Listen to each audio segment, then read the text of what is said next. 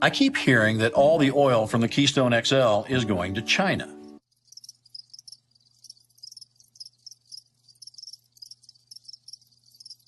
They want to add value to that raw crude oil, ship that overseas, and then continue to import higher-priced oil from the Middle East that we still need. How will the Keystone XL pipeline benefit the United States? Transcanada has been an environmental disaster for years. This next story may be cause for concern. Another pipeline, Transcanada pipeline explosion. Building the pipeline would inject 3.1 million gallons of hazardous liquids per year through the community. They're going to be spilling a hell of a lot of oil. Parts of this town are still covered in a thick, toxic sludge. A spill of this toxic sludge would be an economic and environmental disaster. The black sludge spilled onto the streets. a major cleanup is now underway. Why are there so many people opposed to this pipeline? The oil from Keystone XL will go directly down this waterway.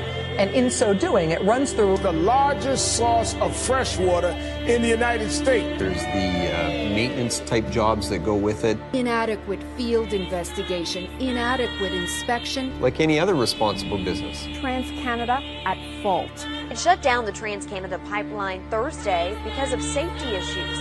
Transcanada knew about the problems with the pipeline, but didn't do enough to prevent the explosion. The reason why we've built the pipeline is strictly for private gain. It's an investment that we make money with. Keystone XL means forcing families from their homes. That's the way we do business. Thick, hazardous slime covers yards and streets in this subdivision. At the end of the day, it's the people affected who pick up the slack. People living in the communities where a pipeline is located. Collateral damage in the way of big oil. People are still suffering with the long-term effects caused by breathing toxins on a daily basis. I mean, look.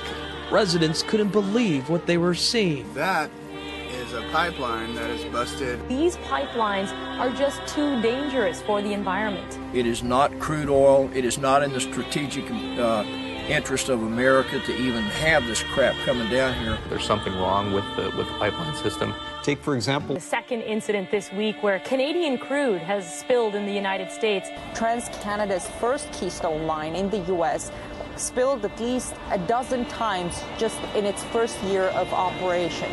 Where is the public interest in this? It doesn't make sense. Why did this happen? This is not all right.